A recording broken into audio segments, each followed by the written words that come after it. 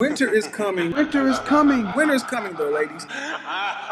You know, as a society, you know what we don't do enough? Call child protective services on people. There are so many people just on the internet that I've seen within the past year alone that have gotten famous based on being terrible parents. These people right here, the Resilient Jenkins, they call themselves Resilient Jenkins because they are a family of 7.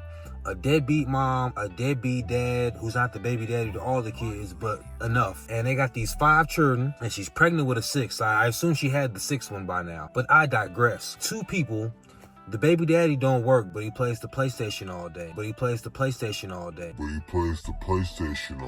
These 2 people, they have 5 children, and 5 of the babies would sleep on pallets in the living room and the kitchen while they sleep on a queen-size bed with a PlayStation 5, and they don't work. They've gotten some TikTok fame, monetized, they get a bunch of views because, let's be honest, American society can be quite pathetic sometimes. The fact that these people have a platform is crazy, but it gets crazier. They're monetized, making all this money on TikTok, yet we're getting evicted. We're also getting evicted with nowhere to go because, you know, this eviction just snuck up on you.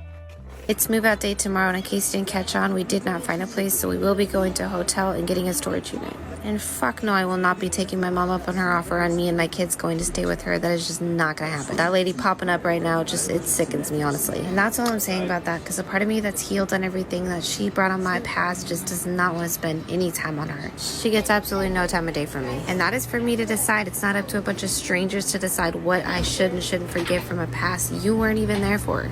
Now let's get back to this movie. I mean, I did not give credit to how sore I was going to be trying to do this 6-7 weeks postpartum. Not to mention the mental strain that also has on me. But it is what it is. She's sitting here packing this shit up 6-7 weeks postpartum. Where is this nigga? This man in the back playing the PS5 while she packing up to move out tomorrow. Because they haven't packed anything yet. They're moving out tomorrow and she packing. Life goes on and we have to keep going, so that's what we're doing. Now I know you're thinking, well, what about the cats if you guys didn't find a place to go and you didn't find anywhere for the cats to go? I'm not gonna lie to you, ma'am.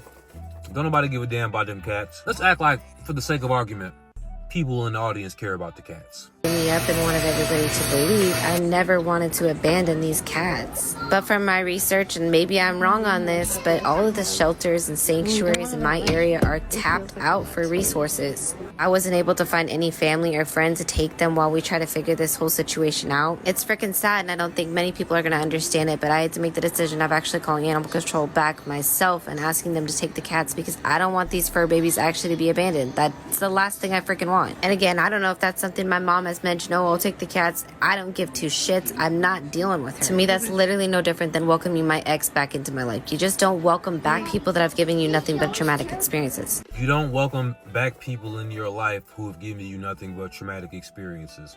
So does that mean your children are supposed to grow up and not fuck with you? Because this is a traumatic experience if I ever seen one. And I don't think y'all believe me when I tell you that these 5 kids are sleeping on the living room and in the kitchen.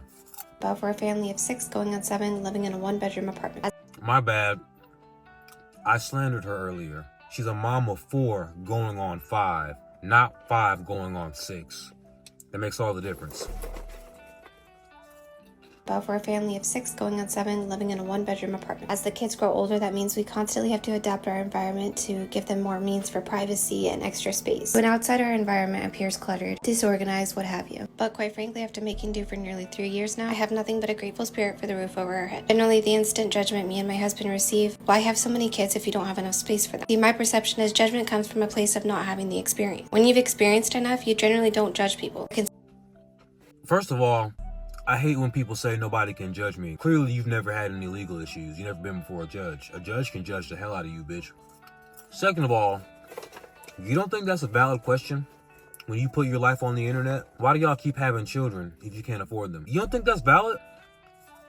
You know, it'd be different if I was somebody who walked up to you randomly in the street and seen you with your kids and saw how raggedy y'all was looking, because I know y'all look raggedy walking around. And I was like, yo, why are you having these children? That would be kind of different. But ma'am, you don't put your life on the internet. For everybody. This is our life now. Tell you after everything I've been through in the past 3 years, there's very little I have to judge people on. I would be lying if I said there wasn't a point in my life that I was so naive that I might have judged a poor person based off their appearance. And like I said, I have learned a lot. I generally look like I'm roughing it, but that's because our kids come first. We're not judging you based off your appearance. Okay, maybe I would have earlier, but I wouldn't have walked up to you and said something about it. We're judging you because you and your baby daddy sleep in the bedroom while these 4 children sleep outside in the living room and in the kitchen on pallets. We judging you because you pregnant, bringing a 5th child into this world when you can't afford the 4 you got. And we judging you because that man don't work.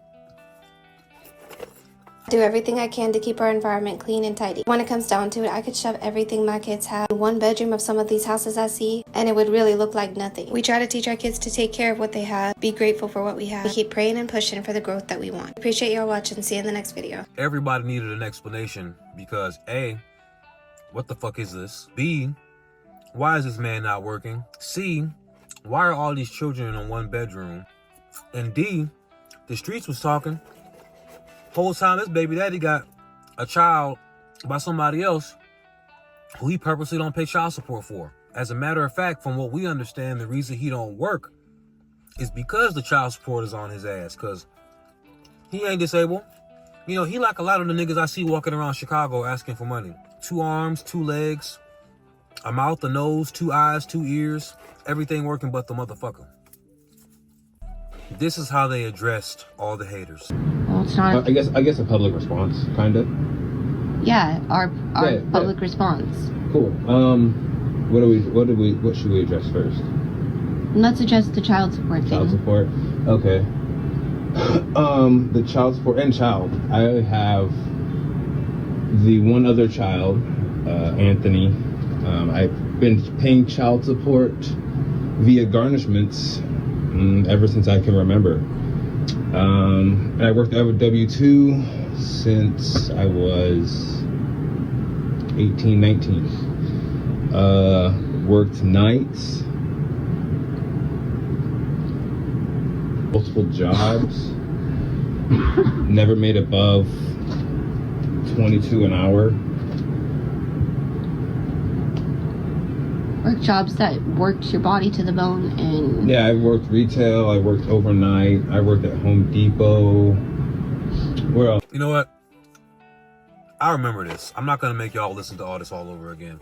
So this man was paying child support via garnishment for as long as he can remember. Meaning they had to force him to pay. Meaning when they even put him on child support, he even wouldn't pay then. So it got to the point where they had to take that shit out of his check. And he hasn't worked any of those jobs since he was 18, 19. He calls them W-2 jobs. I've never heard anybody with that kind of vocabulary when it comes to employment, calling a job a W-2 job. Because these jobs worked his body to the bone, these retail jobs, Home Depot. It just wasn't worth his set of skills. He has a particular set of skills, and he feels as though he's worth a lot more than what literally anybody was trying to pay him for work.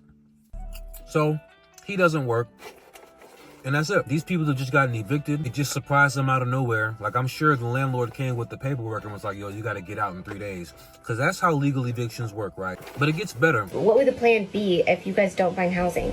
Okay, I don't know of another plan besides getting a hotel and getting a storage unit. Because even the fact that I have 4 siblings who have housing out here and a mother, none of them have offered for us to stay with them until we figure out some kind of situation. You and 5 kids. You, your non-working baby daddy, the PlayStation, and 5 kids. Nobody is offered to house y'all. Wow. They're all just terrible. Watching my daughter go viral because she's doing such a great job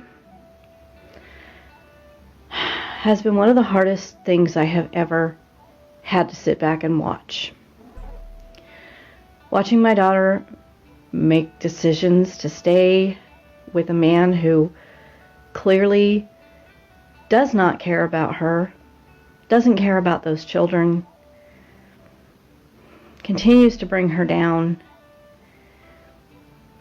keeps her from even having the sense to reach out to her family. Mom, I'm gonna stop you right there. Little Stephanie ain't no victim. She a lazy ass heifer. She done found her bum ass nigga, and they gonna live this dirty ass life with these children with dirt on the back of their neck.